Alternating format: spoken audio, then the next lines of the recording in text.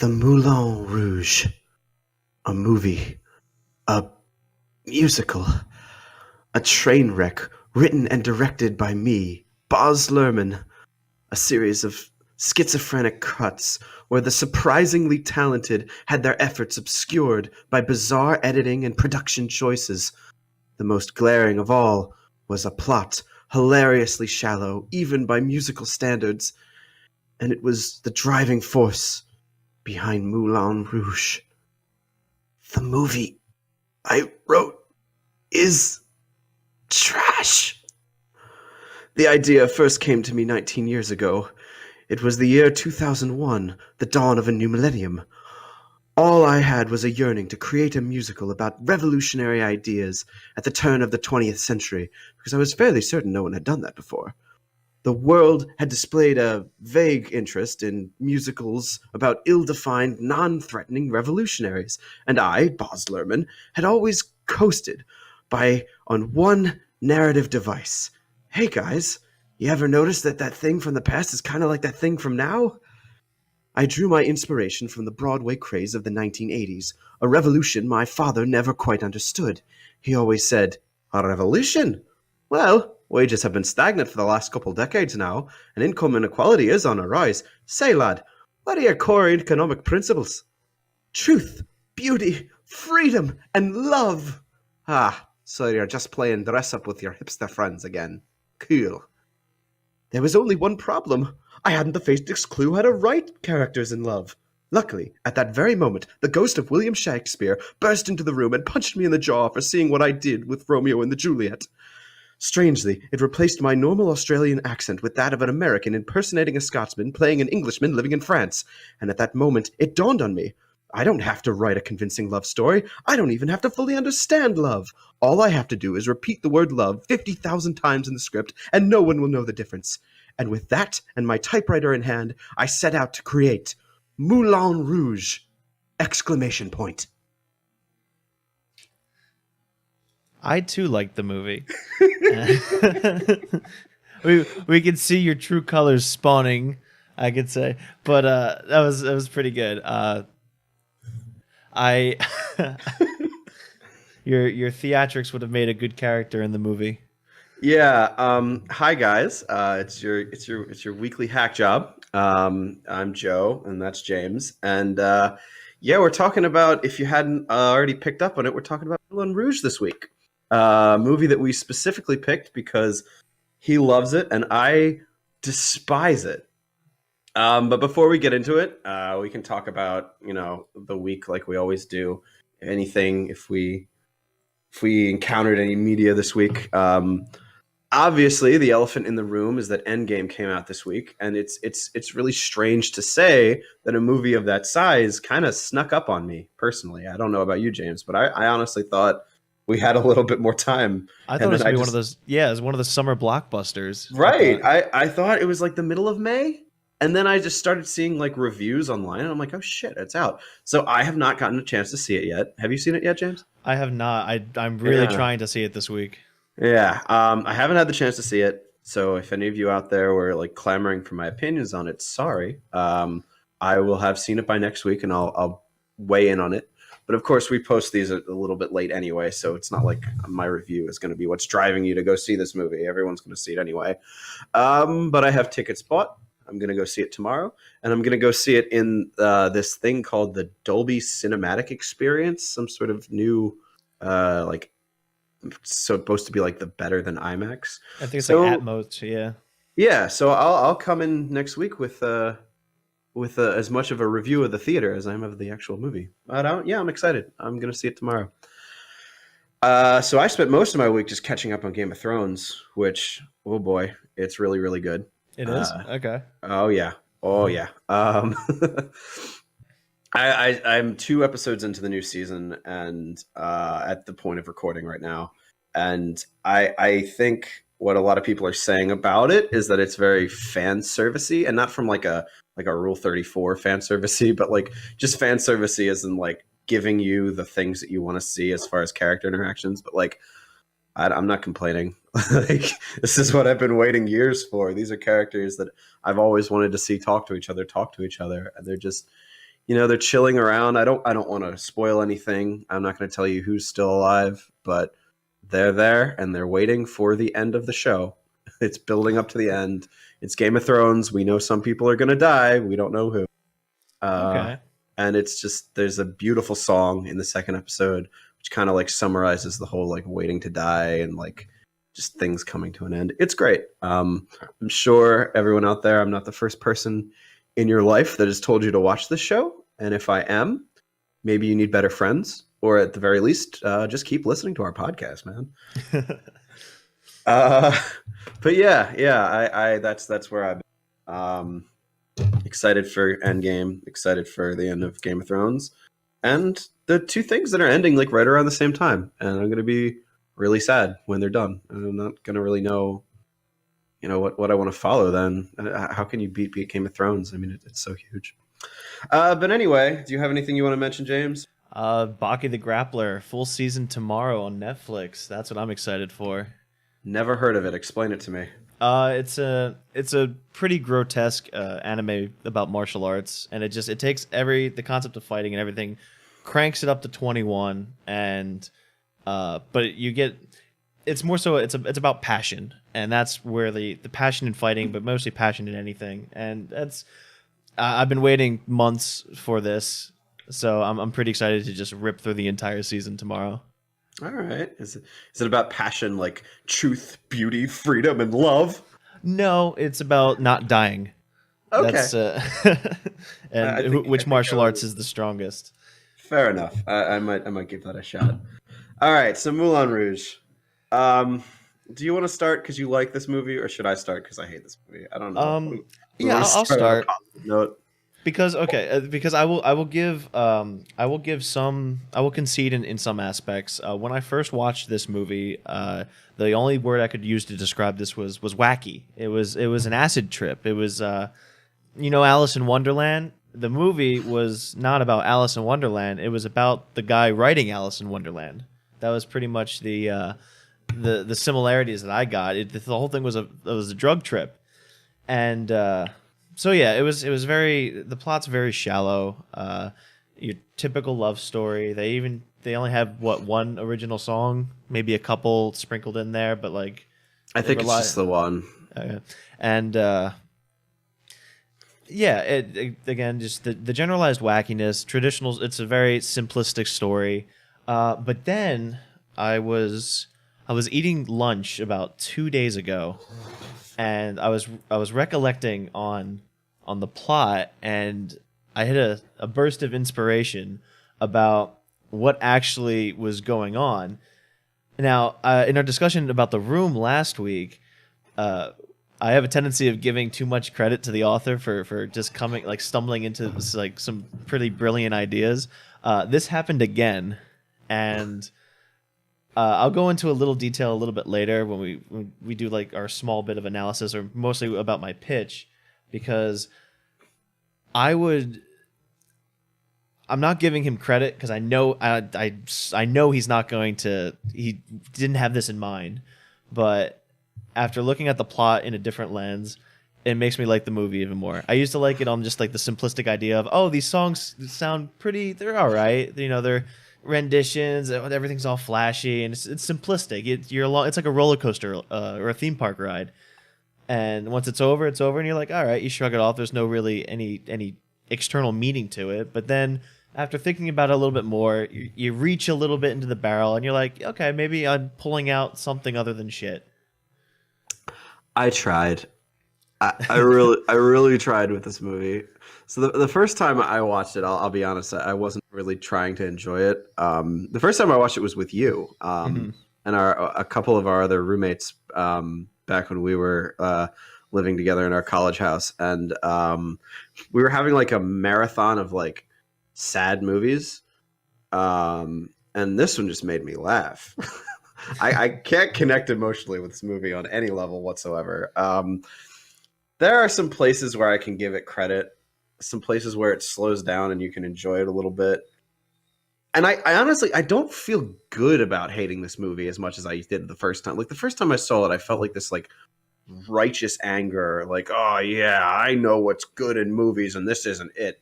now I kind of feel like an old fuddy duddy, like, oh, wagging my hands, like, you get off my lawn, Baz Luhrmann, and like I don't feel good about that. But at the same time, like, I can't like this movie. It sucks. So I'll get into like exactly specifically what I just hate so much about it. But so the movie, I'll go through like a really quick plot Yeah. summary of what there is. So it stars Ewan McGregor, who in my mind is like the king of bad movies. Like I have seen him in, he's good in Train Spotting. Obviously, that's like the movie that he's known for like respectable career. But like he's in my mind, he's like always the best part of like a terrible franchise. And obviously, the Star Wars prequels come to mind. But I'm also thinking of Big Fish. Have you ever seen Big Fish? No.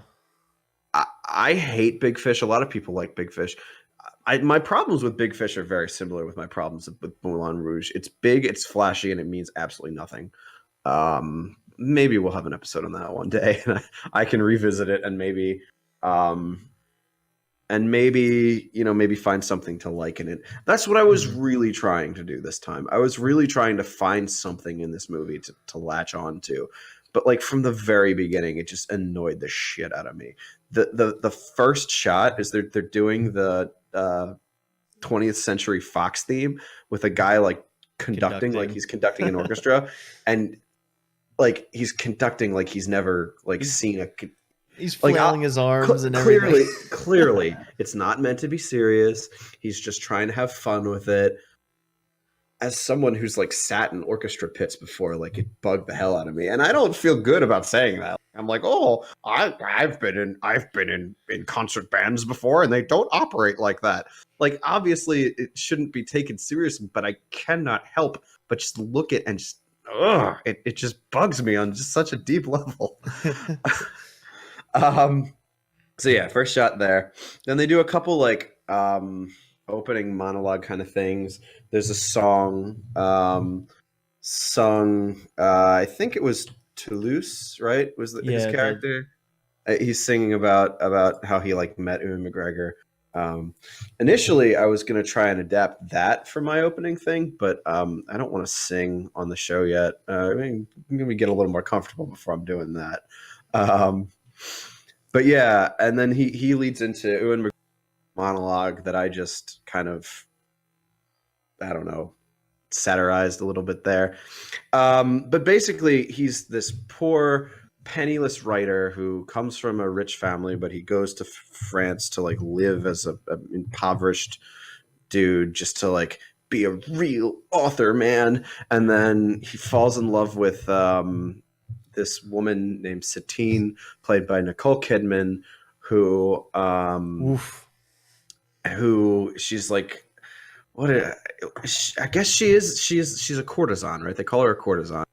Mm-hmm. She's a prostitute, but she's also like the lead dancer at the Moulin Rouge, which is kind of like a cabaret. I want to say they never use the word cabaret. Maybe they don't want you to confuse it with Cabaret, which is another better movie. She's definitely the money maker, as right? Far as like, yeah, like all eyes are on her, and he falls in love with her, or at least he says he does. I'm going to get into my problems with this movie's interpretations of love later. And then she has to like seduce this duke, played by Richard Roxburgh, into like funding the Moulin Rouge. What a good villain, by the way. He's so stereotypical. You hate him. Yes. That's the point of the villain. He's just supposed to hate him. And I guess you hate him, but he's so just slimy. He's slimy, but his performance is just over the top on a level that's just not fun. Like, he has this part where he's just like, I don't like people touching my things. It's like, all right, dude. And again, I don't feel good saying that. I don't feel like I'm on my high horse here. I want to like it. I do, but it's just... Ugh. So yeah, he's the Duke. He's trying to bring Nicole Kidman back to him, and like, you know, if you don't sleep with me, I'm gonna kill your boyfriend, Ewan McGregor. Incidentally, with all the Game of Thrones that I've been watching the last couple weeks, like, what the hell does a duke care about a courtesan? Like, you're not helping your family's good name there, dude. Um, but yeah, and then there's also the owner of the named Harold Zindler, played by Jim Broadbent. You might know him from Harry Potter. He plays, what is that dude's name in here? I'm not a big Harry Potter. He's the potions guy who replaces Snape when Snape goes to Defense Against the Dark Arts. Oh, the really? old guy. Yeah, it's like Slugworth or something. No, that's not, Willy Wonka. that's Willy Wonka. I don't know. Which could be mistaken for Moulin Rouge pretty much Yeah, sometimes. and then I was just watching something the other day where he shows up at Game of Thrones. That's it. He's the Archmaester. Okay. Yeah, which you don't even encounter him until like season 7, so you haven't seen him. Not There's the also Grand. sorry, go ahead. Go ahead. Yeah, Archmaester, not to be confused with the Grandmaster, Grandmaster Pycelle. But anyway, go ahead. He's also a professional opera singer, right? I believe. If you say so. Well, let me click on his Wikipedia. He is a Academy Award winning actor. It's just his actor. Oh, I guess they dubbed him over because I mean he has a lot of operatic parts. I don't know if they were voiced over, but I thought he was. If you say so. This movie moves so quickly, saying at any given moment. So yeah, he falls in love. Christian, Ewan McGregor's character is Christian. He falls in love with Nicole Kidman. He has to compete with the Duke, and then the Duke like convinces her that if she doesn't sleep with him, he's gonna kill Christian. And that's kind of like this like over to the side problem because also Nicole Kidman has tuberculosis consumption, and she's dying of it, and no one knows. And like, for some bizarre reason, like Zindler finds out first before she even finds out, and then he tells her, and then convinces her that she convinces her that she has to tell Christian that she doesn't love him. Yeah, that she doesn't love him to save him from her experiencing her. Whatever. Well, also they were going to execute him. The Duke was going to have him killed if he snuck right. in. Yeah. So anyway, she tells Ewan McGregor that she doesn't love her. I don't know why I'm messing up my pronouns today. I don't know. Maybe there's some deep thing there, but yeah. And then he gets all upset and he like throws money at her and he's like, "Paid my whore," which I have my thoughts on that, and we'll get to it. And then in that very same scene where he's throwing money at her while she's crying on the ground, over the course of one musical number, they're in each other's arms and they love each other, and then she dies, and it's hilarious. I mean, it's really sad, and the movie is oh how sad. Yeah, it's awful, and like I can excuse a bad plot in a movie. Or in a musical, if the music is good, but the music is all like this.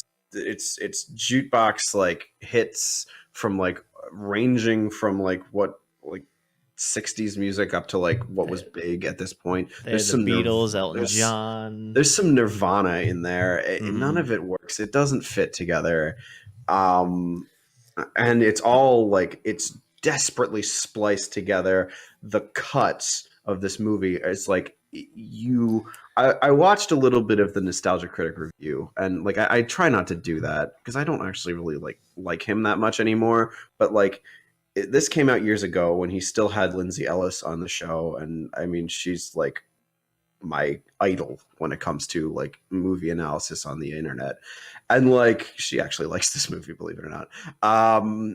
But like he brought up something about like if you watch the cuts, and this is really only in the beginning of the movie, like the first half hour, which I think is the worst part from like a hurting my eyes perspective. Each scene lasts less, like not scene but shot, like a shot from the camera lasts less than 5 seconds before they cut. Yeah, it's a bit nauseating. Plus, over here. They speed up some parts, they slow some things down. Like you think it's like I thought it was a lag on my server, and then I realized it was actually part of the movie. It's a lag on your eyes' ability to process this movie. Like, yeah. It's a sensory overload in the it's beginning. schizophrenic. I can't I will say that I was not bored during this part, but then the movie decides to get boring later because it just turns into a regular movie after that. Basically, there's songs throughout, but like it slows way the hell down, and then like when it gets to like big, important climactic parts, then it starts speeding up again, and it just it gives me a headache, and like I don't feel good about this. I just feel like an old grandpa, like sitting on my porch yelling at the kids. But like, I can't support this movie. I mean, yeah, it's also I think you take it way too seriously. I know. You see it from an artistic standpoint, and I see it on the guy. Like I said, I was in the roller coaster car, being like, "Let's go for the ride," you know.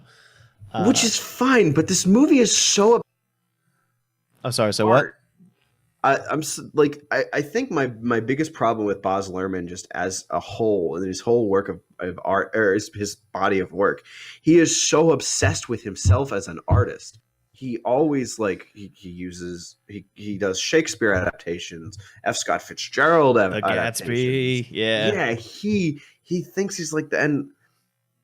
I don't know. Like it's hard to even call this movie pretentious because there's nothing there. The plot doesn't exist. Well, and okay, go go ahead. ahead. No, I'm sorry. I was transitioning, but if you have anything more to say, Well, I mean, I can get like more into like minutia because I mean we'll probably transition away from this, so I'll just do this now. I like when I say that quick cuts. Like I don't want to say that quick cuts are always bad in every movie if they're done well. I don't want to feel like a movie purist, but like this is seizure inducing. well, they gotta have like, purpose, you know. Right. And like I don't want to be one of those like music aficionados who like, oh, they're ruining great songs. Like I don't care about that. If you want to cover any song in the world, feel free. But this just feels cheap. It just feels like they're throwing them in there for emotional shorthand. Like, oh, you know, we want to be cool, so we're gonna put some Nirvana in there. I don't know. I don't know. That's interesting. It's because I have a reason, or I have a theory, not a reason. I have a theory as to why they did that. It goes into a bit with my pitch, but to sort of commenting on that, it's like if because he's a naive writer, a lot of the stuff he sings and a lot of stuff that he's coming from, he is taking from previous works, but because these other people, because I don't know if they're poor, because they're in the underworld, they don't hear this, they think, oh, it's this great stuff. So it's kind of a representation on how when people come up with an idea, they try to like take previous ideas and try to sort of spin it on their own because they're not skilled enough as whatever they are, so they try to use previous works to sort of boost them up or just offer some sort of inspiration or springboard into originality.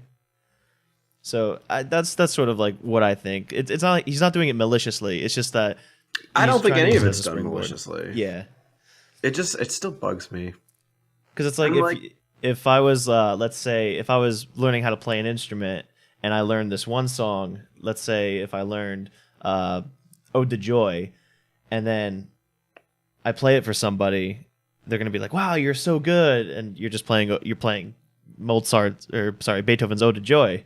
So right, but that's different. I mean, that's the similarity I sort of draw from. But yeah, I get what you're saying, and it's just. But that scene is not him displaying his singing abilities, although for the actor Ewan McGregor, maybe it is, and I was impressed by that. But it's him displaying his cleverness as a writer. Poetic. Right. Yeah, and that's sort of like what I'm also drawing, but not just for music, but for, let's say, poetry. Let's say you start with a little bit of Robert Frost, but then you kind of build on that with your own stuff. Yeah. So I'd say more as like a springboard because he's not used to writing. I can understand that. I don't know. I can't watch that scene without being infuriated. Yeah, it's understandable, and it's not like that with everything. I think the Your Song, where he sings Elton John's Your Song, I like that scene a lot. it's the movie slows down a lot. They're not cutting all over the place. He's not yelling at like the people writing it. He's just in the room with her. He starts like speaking the lines, and that's kind of weird. But then he sings it, and then they go to like the like other world that's like a representation of their imagination, and they're like dancing on the clouds, and that's nice. Like, Well, it's appropriate as well because yeah, more of that is fine. I couldn't stand the part where they just shout the word love at each other 1,000 times, and they sing every song that ever had the word love in it just cut together in this supercut. And yeah, they you have a know, tendency of repeating a lot of stuff. a lot of people like that about this movie. I couldn't stand it, and I don't think they have a very good grasp on love, and I think it's kind of a toxic grasp on love that they do have. And I also don't like their representation of the idea of revolution. And I can get into both of those, but Bohemian. I love that. I love that they I love the idea of like taking a concept and just putting a word to it. I mean, I know like Renaissance. It's supposed to be like it's the term is so vague that people can sort of push it into whatever hole they deem it to be. right. And there was like a bohemian movement in France at the time, and they were artists who it was kind of like the way they portrayed them, penniless artists who like wanted to represent the truth, man, and like that just doesn't, it just falls on flat ears now. Like a revolution, and like you believe in what was it? It's truth, beauty, freedom, and love. Well, Yeah.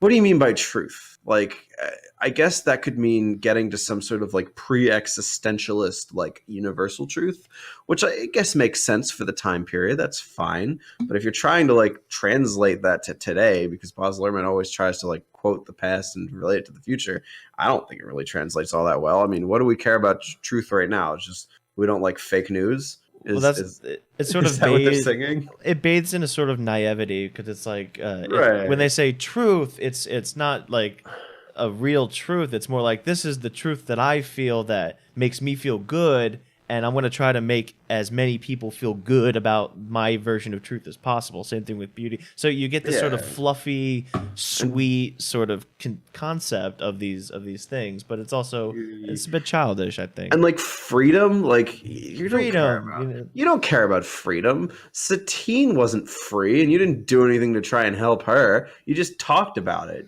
You just sang about it. Yeah, so it's again, it's their perceptions of what these things are, not really taking into account any sort of empathy or complex things like Yeah. that. I don't know. In my intro, I called it an ill-defined, non-threatening revolution. It's like Rent. They're very much like Rent. That whole like he's literally that guy Mark from Rent. He is a rich kid who left his rich family um in England or Scotland. I mean, his father in that opening thing talks with a Scottish accent. He talks with an English accent, but Ewan McGregor himself is Scottish, so I don't know what they were trying to do there. But like he left his wealthy family. You could tell from like what he was shown to have, like they were wealthy. He like took transportation, he paid for all that, got into France, and then he's playing at poverty for the sake of art. That is Rent. That is literally Rent. And Rent also sucks. And like he doesn't have any empathy for her. He thinks he's in love with her, but like he doesn't even know her.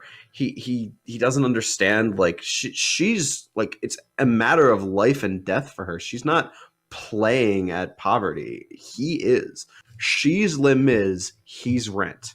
Yeah, and And that's like well again it sort of it emphasizes the naivety of the writer because I say naivety a lot. It's because this is I mean that's what this movie is. It's you have this writer who's broke away from daddy and he's trying to make it on his own to what he perceives to be a career, and because he doesn't, I mean he says in the beginning he has no idea how to love or who to fall in love with or whatnot. So and he doesn't learn it either. well, yeah, and this is he's trying to make things up on the spot of what he thinks it is, and it's probably these perceived notions of what he thinks about when he was a child and rich and had all these things sort of taken care of him, and because of that, he's tried to take those concepts and apply them to this world where it's like raw, it's real, it's there's not a lot of nice things going on here, and that's what I sort of like about the movie, because it sort of portrays that foil really nicely, and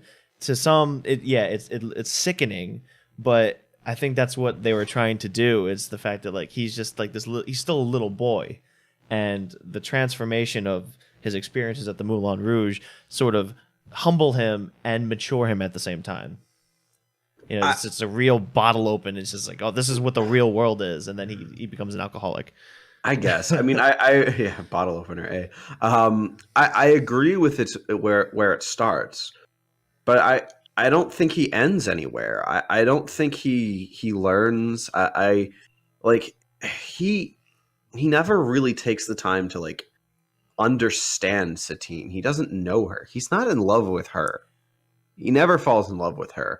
He's that stereo, like just that kid. Everyone was that kid in high school where they get really excited about the idea of love, and then they fall in love with an idea. He fell in love with an idea, and that he took Satine and he shaped her into that idea in his head. Mm-hmm. He never took the time to understand her. He doesn't understand what she does. Like, she is a prostitute, and it sucks dating a prostitute, I'm sure. But like he doesn't.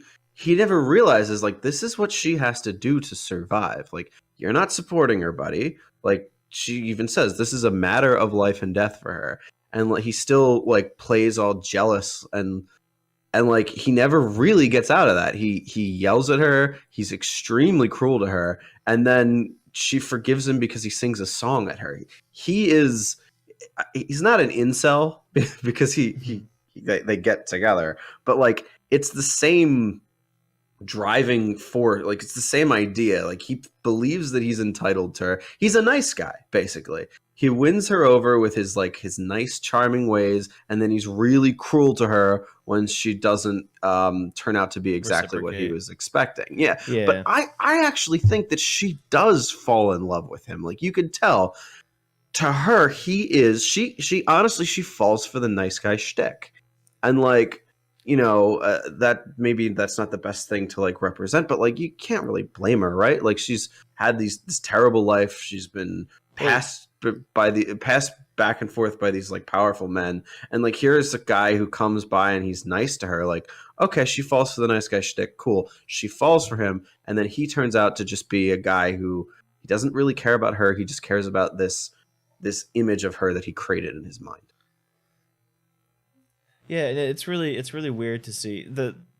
What allows me to sort of get by all that is the fact that again, when I talk about it in the pitch, is that these a lot of these characters, they seem so one-sided that they don't seem real. That's the one thing, is that because every character in the film except for Ewan McGregor doesn't show any sort of true transformation as far as like maturity, humbleness, and whatnot. Yeah, you see it with Satine, but it's sort of a mechanism rather than an actual transformation. It's like she's the catalyst, or she's the mechanism that allows him to change rather than her as a character, as a person actually changing. Right. I mean, I don't think that any of them really feel like real people either. I don't think that's a huge problem, though. I mean, a movie this simple, that's fine. Christian, though, even if he doesn't feel real, he is kind of real. Like there are plenty of people like that. I think he's the only real person. That's what yeah. There are plenty of people with that toxic view of love, and that they don't ever come out of it. And you wouldn't learn anything from watching this movie because it doesn't portray love in any positive sense. I think that's sort of if we break away from the love aspect even more, I think it's just the idea of just having a concept of something and then finding out that whatever you're thinking about isn't what it actually is, and then how you respond to that. And this, in Christian state, the idea of love, he thought about it in this way. It turned out to not be that way, and then his reaction towards it obviously was sort of a product of of people, his lack of experience or any lack of wisdom that changes his mind or matures him and in that sort of aspect. So I guess on a grander scale, it's the idea that just because you think something is a certain way doesn't mean it actually is, and you gotta grow up a little bit. You gotta take that with a grain of salt, and the world doesn't shape around you, sort of thing. Mm-hmm. So, what was your big revelation that caused you to like this movie a lot more than you did originally? So, I'm gonna start off with the pitch because this is sort of. So I want to remake this movie. I want to same characters, same plot. But I want to do it over. I want to do it with a little bit more finesse towards the style of. Remember when I was saying in the beginning about Alice in Wonderland and about how this movie was not Alice in Wonderland itself, but the actual drug trip of the process of him taking the drugs. I think this entire movie was a absinthe trip. I think the characters weren't real except for Christian, and each character being totally one-dimensional represented something in his mind that allowed him to sort of perceive his idea of what a good work of art is. So the way I started with it was the idea of Satine as Beatrice in Dante's Inferno. Is this sort of angelic or muse, this idea that they perceive as the purest idea, the most artistic, the most beautiful idea, and is inspired to write about it or to produce something with it. And every character sort of is a representation of his thought process, and we can actually see this throughout the entire movie itself. It starts out very chaotic when you come up with an idea, you're trying to find all the different ways to shape it and whatnot. So it's very chaotic. And then as the movie goes on, it starts to refine. And the entire movie isn't a love story, but it's his journey in trying to produce something that reflects his inspiration in Satine. And it's a tragedy because the play, Spectacular, I mean, the name goes off of his sort of the naive narcissism that what he thinks, because he perceives Satine to be the most beautiful thing and he's fallen in love with, is, like I was saying before, just because he translated it into a play, the Spectacular, doesn't mean it goes well. And the audience is actually the only other real thing. He puts on this play, he produces this play, gives it to a theater, the Moulin Rouge, and they perform it. It doesn't go well, therefore it goes out of business the following year. And his idea, or his Satine, because he wasn't able to translate it into what he thought it was, because he was a very inexperienced writer, his creativity or his muse dies and is left there, and everybody else stays there as well. And then he's the only one him and the Duke are the only ones that walk out, because the Duke is sort of a manifestation of his insecurities, his doubt, and everything that tries to sabotage the play or sabotage his inspiration, his ideas. And now he's depressed because what he thought was the most beautiful thing to ever write about is destroyed because they didn't like the play. And I see hints of this throughout the entire movie about, let's say, a lot of the songs that he uses. Well, they're just repeats of previous works, which is like what we were saying before about the idea of trying to take somebody else's idea and sort of make it your own, but also sort of using that as a platform rather than standing out with a bit of originality. What else is there? But in the end, what he realizes is this entire experience, the downfall of what his idea was, because gonna go back a bit, the entire play was basically the plot of the movie.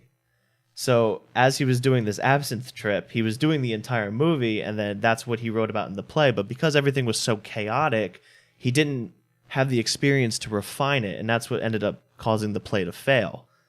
So, but he used all of that, and he said, oh, it's not about the idea of chasing the inspiration, but rather writing about the wisdom and the experience and the progression of how you perceive life. And that's why at the very, because it's a flashback, he takes out his typewriter, and instead of writing about the play and about how inspired he was, he talks about how the feedback he received from the audience, or the his realization of coming to terms with the fact that everything, maybe some things that he produces or creates isn't going to bode well. That's the real story, and that's what he writes about in the flashback. I didn't like the camera. I think the camera angles and stuff like that could have been done better, and you can perceive a lot of things that you can hint at a lot of things that makes it more like a psychedelic trip or an absinthe trip rather than a real life play. So instead of saying Satine, he could like when he refers to her, he could say my beloved Satine. So it's like my Beatrice, my muse, my inspiration, and things like that. So there's sort of an objectification, but I think it's sort of necessary to make sure the audience knows that these are manifestations of his mind rather than actual people that are going about. And I think that's sort of how I would do it in a way. And when he leaves, he leaves the Moulin Rouge because that's the fantasy. The Moulin Rouge was the fantasy. I mean, it's a real theater where that his play makes out of business. But when he goes on this trip, everything that he stays there, kind of like Oz. So that's how I think, or I guess Alice in Wonderland. And I think I think parts of the movie sort of hint, or actually pretty much the whole movie hints at that. But because I don't think it was done well, I didn't know it until like a couple days ago. I didn't until I actually put some thought into it. So I think it could have been done better or directed better or written with certain hints or nuances throughout the movie and tied together a little bit better. And I think that would make a great maturation movie. Just the idea of a writer who was naive, who was inexperienced, who was sort of too big for his own head, gets humbled, understands it, and now can actually produce something truly spectacular. All right. I mean, I really like the idea of really playing with the more trippy parts, like the quick cuts. So like I know you said you don't want to exactly do the quick cuts. You can do some, but not as much as what was there. Oh, yeah. Like I feel like that there was an interesting idea behind that green fairy bit, but like I was almost in a seizure at that point, and I wasn't like here to hang out with that fairy. Like it's just there's better ways to sort of like depict the trip, the initial like feeling you get when you take like. Well, back then it was original absinthe. So there's better ways to do that, I think. Maybe there are. I don't know. I've never had wormwood infested absinthe. Well, the idea is to make the idea is to make it uncanny, not so for a good psychedelic trip that's involving people, you just make it a little uncanny. Like I liked it when he was doing was it Zidler? They would speed him up a bit and slow him down a bit to make it look like he had super speed, and so that things like that are a lot better to make it seem like kind of wacky and to remind the audience that maybe you're not in the real world, you're in his world, you're in Christian's world. All right, and you tell a better story rather than love. Yeah, I try to stick with the love part, but I wanted to clean up the love a lot. You're a braver man than me. I did not try to do anything related to like trips or like in his head or anything like that, and I didn't want to really mess with like the editing or any of that because I don't know, I'm not a cinematographer. I don't know how any of that works. So my thought instead was to just take it off the screen entirely and make it a play adaptation, because a lot of movie musicals get play adaptations. Okay, and I think that if you do that, it would solve a lot of the problems that you see with like the quick cuts and like the sped up everything.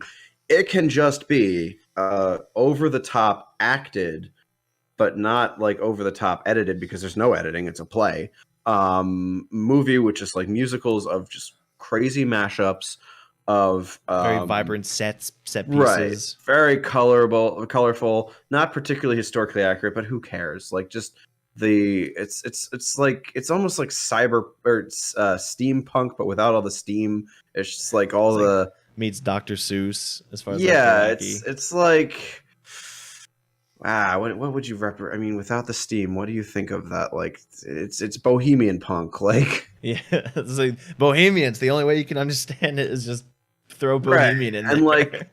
so that's all the excuse me, that's all the changes to the aesthetics that I was going to make. And then most of my changes focus on the plot. Okay. And I don't rip it apart completely. I do keep some things intact. I even keep some things that I personally hated so that I could then come back later and resolve them in a way I think they deserved. Okay. So first off, I kind of made it like it's a musical, right? So it's gonna have like a really simple plot. It's kind of like Frozen almost in a way. Like when Frozen came out, right? Everybody praised it for the whole idea of like they're very critical of the idea of falling in love at first sight. How can you know you love someone if you just met them? That whole thing. It was praised by that at first, and then eventually people started to sour to it, and they're like, oh, that's such a simple thing, like, you're not the first person to make that point, Frozen, like you released it, you represented it in such a simple way. But like honestly, I think that it's important for Frozen to be so not nuanced about it and just put it straight out there, because it's a movie for kids and it's trying to undo years and years and years and years of stories for children about love at first sight, which, like, I mean, you can believe in it if you want, but like there's a lot of people, myself included, that don't believe in it, and we don't have a lot of fairy tales that are critical of it. Now we have Frozen and maybe Hmm. also Moulin Rouge, the stage adaptation. So, couple character changes. So Christian, he's a penniless writer. That whole thing. He's in part of the Bohemian Revolution. Blah blah blah blah blah. But he does also have a job on the side to support himself. He actually works at the Moulin Rouge as like a waiter or like an usher or something very simple. Something very like he's just a service person. So that's his connection to the Moulin Rouge. He doesn't like meet the writers or all that. And then Toulouse, and I'm gonna butcher all these pronunciations. I'm gonna try. But the thing about Toulouse is that he is actually a real person. He's the only person in any of these in any of the of the characters, there was actually a real person who lived. His Hmm. name was Henri de Toulouse-Lautrec. I don't know if I'm saying that correct, but that's my shot at it. He was a dwarf, and he was actually a painter. He was a painter and a printmaker and an illustrator. So he didn't really have anything to do with like plays and all that, but he was a big symbol of that whole Bohemian Revolution in France at that time. So it makes sense if you want to have a real character. He's there. I kind of took him out of the Moulin Rouge. He's not really involved in the production of the shows. He's actually just a bohemian revolutionary who lives in the same area as Christian, and he's kind of friends with Christian, and he's a critic of Christian's work, and Christian's always like bringing his stuff to him, and he's like, no, it's not good enough.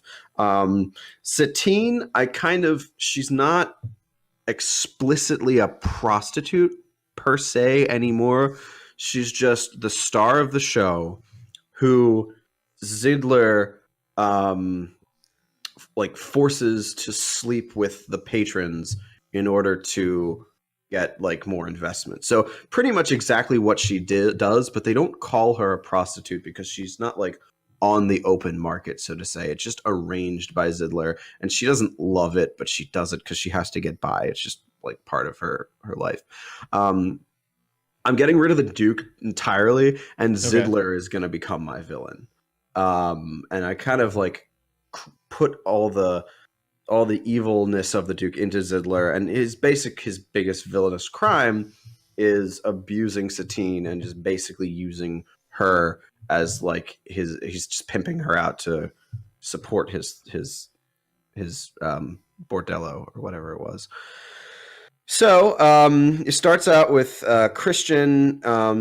He's trying to be a writer. He writes something up. He brings it to his friend Toulouse, and he's like, "Okay, is this any good?" And Toulouse is like, "No, this isn't good. It's not. It doesn't represent real love. It doesn't feel like you know what love is." And this is where we get Christian's his like "I Want" song. Like every musical, not every musical, but a lot of basic musicals have that "I Want" song, which I don't really think we got in this. I mean, his big like introduction is "The Hills Are Alive," which he's just singing the Sound of Music to like, "Hey, look how cool I am, look how good I am." I'm giving him like a legit "I Want" song, and it's him. He wants love. He wants to understand love. He wants to experience love. And since this is Moulin Rouge, and since I'm keeping the ridiculousness, it's just going to be Queen "Somebody to Love." And if you want, you can mash it up with Jefferson Airplane "Somebody Love." And if you really want to take it to the next level, you can also throw in Justin Bieber's "Somebody to Love." Like, I know that wouldn't have existed in 2001, but like it's here now. We can use it. So if you want to, go for it. I'm not the one writing the book for this. I'm just writing the play or the plot. So yeah, so he has this song. He expresses that that's what he wants. He goes to the Moulin Rouge. He sees Satine do her thing, and he's like, "Oh my God, she's the most beautiful person in the world. Oh my God, I'm in love with her." Blah blah blah blah blah.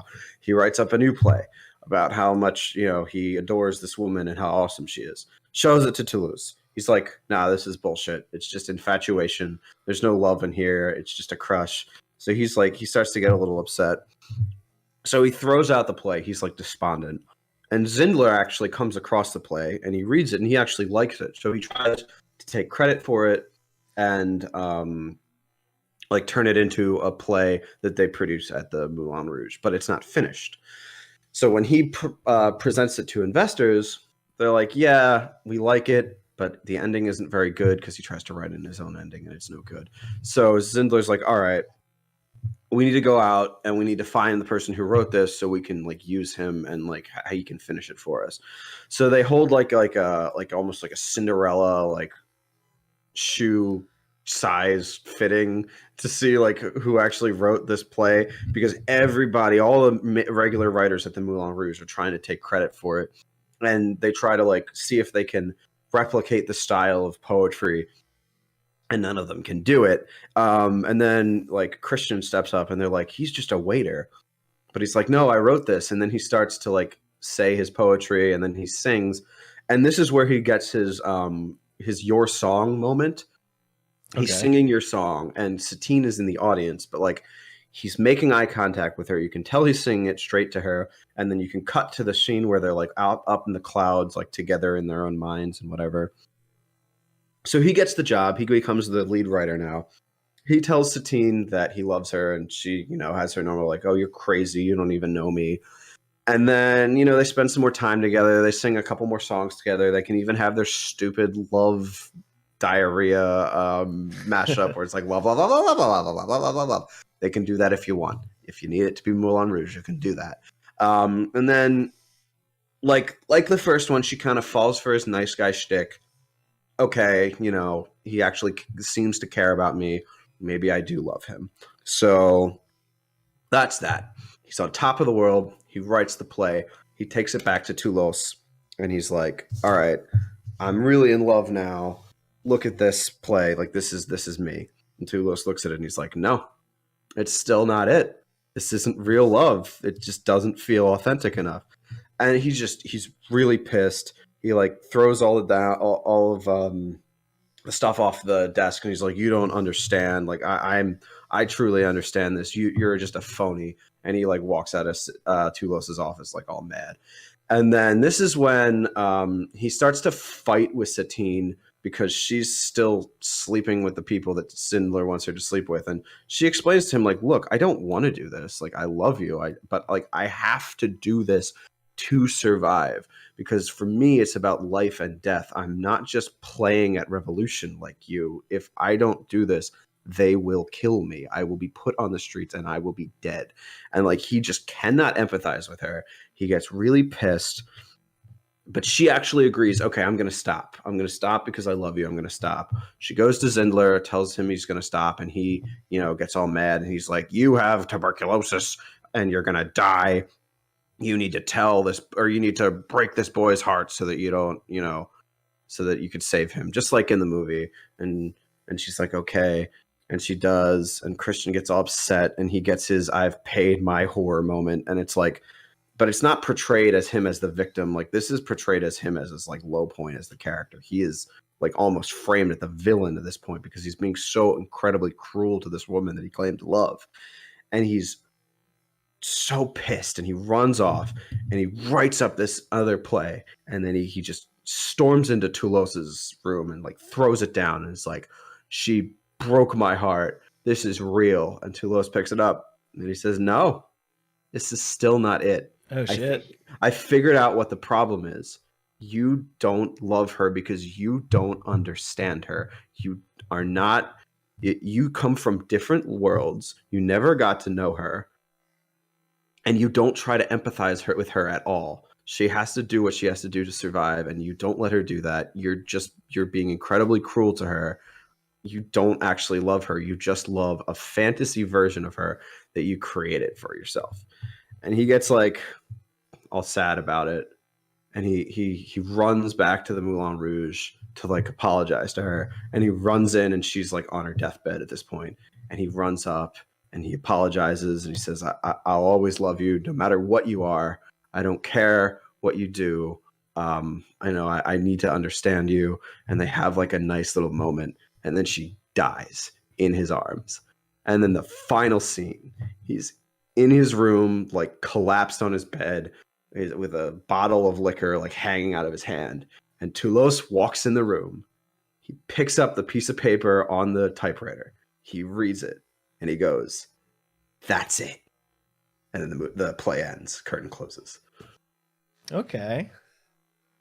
Give me a bit chills. Yeah, the idea is to like fix the problems that it has and to like grow Christian as a character instead of him just like being this whiny child the whole time and treating Satine, terribly. And then it resolves with her realizing, well, he treats me awfully, but I'm going to die. So I might as well have a happy ending with him. And then they're happy and then she dies. And like, he never gets his comeuppance because he never gets a chance because she dies. And that's the lesson he learns. Yeah. And in mine, the lesson is like, the only way that you will be able to truly love her is if you can empathize with her, and he can't get there until she's dying. I don't know. I thought that whole thing up today. I was excited about it. Well, yeah, it's like sometimes you can't. Sometimes things don't end up working out the way they do. It's like a lot of. There was a game where you had the ability to cut your arm off, or somebody in your party dies, and I think it's called Lisa, and you get your arm cut off, or if you choose that, you get your arm cut off, and you can't use attacks, and it's like it's a lesson that I don't think gets represented a lot. Is the idea that there are some things that you do in your life that you can't roll back, you can't do these things, and living with the idea that he couldn't really empathize or fully understand and therefore not fully grasp the idea of love to Satine, he has to forever be tainted with this hollow idea of what ifs and regret. I mean, in its purest form, it's just regret. That's like real regret, and that could be. It's like one of those. It's like the old woman pointing her finger at you and saying, like, you'll be sorry, and then now you wander with this heavy burden of never truly knowing. It's like, this is so eerie. Yeah, I don't know what else to say about it. I think we both. I say the goal pretty much of the Moulin Rouge pitch is I want it to be taken seriously. That was the my thing. And I think with your pitch as well, you take the concept of something that was supposed to be wacky and fun and make it so that it resonates. Well, I think the movie was trying to resonate. I could be wrong, but I think it was trying to represent some deep emotional reality that I think it fell short of doing. Oh yeah, and And again, I could be completely wrong, but I think that's what it tried to do, and I think that I was just trying to correct that as best I can. And maybe it loses some of its wackiness, and sorry, but like this is what I know to do. Maybe it makes it better. Maybe it misses. I think that elevates the movie. It's the fact that like the reason why I like it is because because I don't take it seriously. But do I think it would be a better movie and a better work of art if it had something that would resonate and be taken seriously? Then yeah, I think so. And with that, maybe if he was trying to be serious, well, he didn't do a very good job at it because I didn't get that feeling. So that's the sort of thing I'm sort of mentioning is that I like it when you can be wacky and you can do all this stuff, but at the end, as long as it resonates and as long as you can go back and say, yeah, I'm taking part of this movie with me. I think at the end of the day, everybody has their movie guilty pleasures, right? And I think if you watch the Nostalgia Critic review of this, that's kind of their point at the end. Like, oh, it's not a great movie, but everybody has their guilty pleasures. I would add like a corollary to that, where I think some people also have their movie pet peeves, where like you look at this movie and you understand maybe it's not a great movie, but I love it anyway because it's a guilty pleasure. Fine. I look at this movie and I think I really shouldn't be so rough on it because it shouldn't be taken so seriously, but I just cannot like it because it irks me so. And they're just like two sides of the same coin. You like a movie even though you know you shouldn't. You hate a movie even though you know you shouldn't be so hard on it.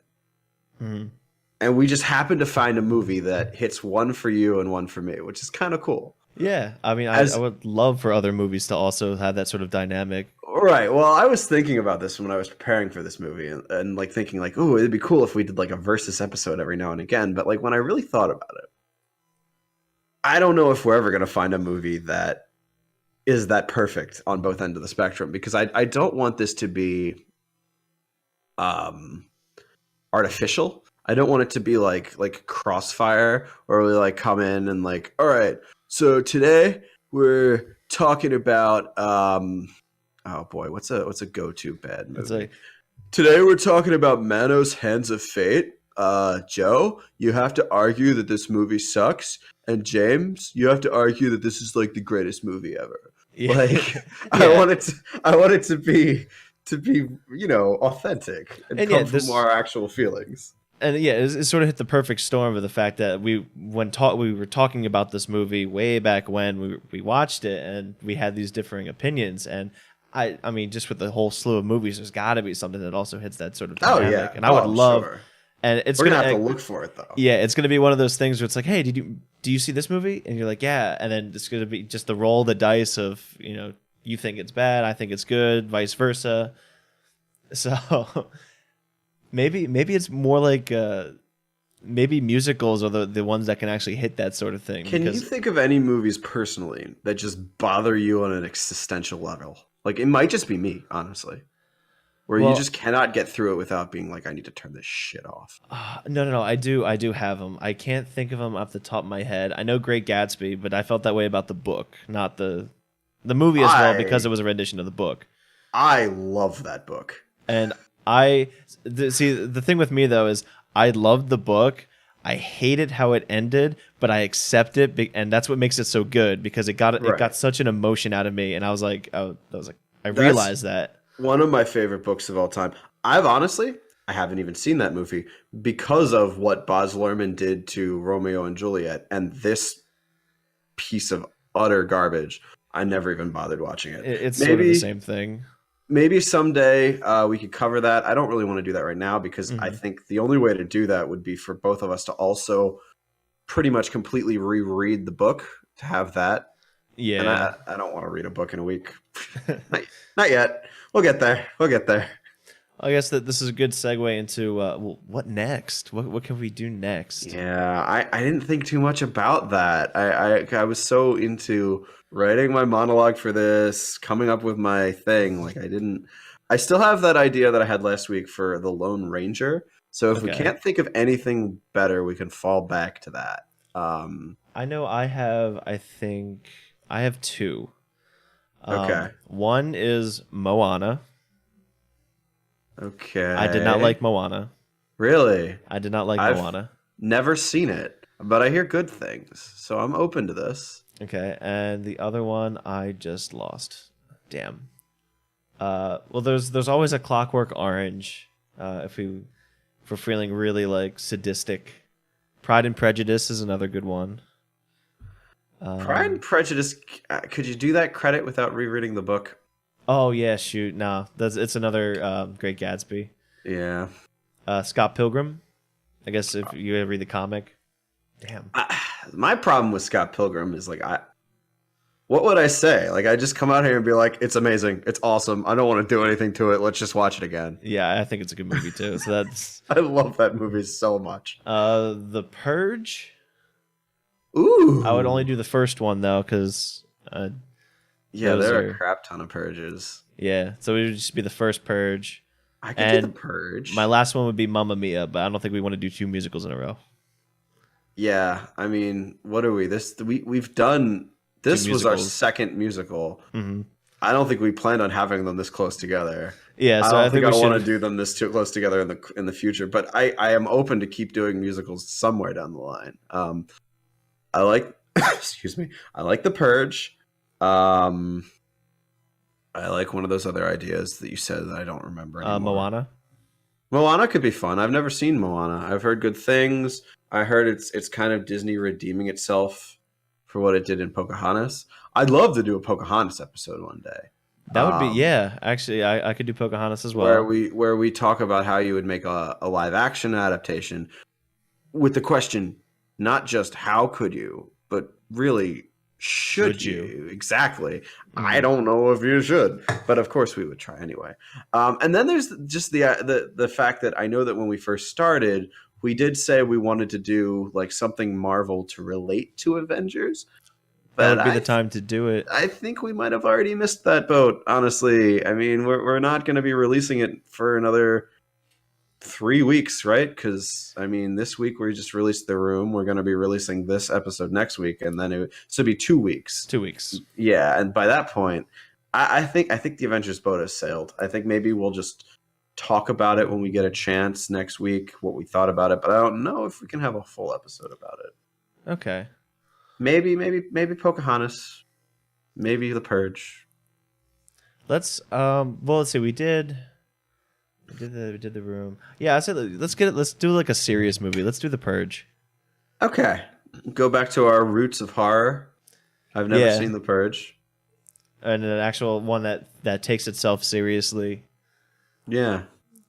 Okay. Hey, give us another chance to try and avoid talking about Rick and Morty. Yeah. So, next week we will be doing The Purge, just the first movie, and we'll see how that goes, because that could be a real current talk, especially with the idea of like things going a bit anarchic, I guess the word is. Yeah, no, Antarctic. See, what happens in that movie is they ship everyone to Antarctica. Yeah. And Anarchic. It's Anarchic. anarchy. Yeah. But do you have anything else to add before we wrap up? I think I'm good. I'm excited to see The Purge. I've never seen it before. Neither have I, actually. This is one that we will both be going into blind. All right. Okay, until then, we will see you all next time. Fare thee well.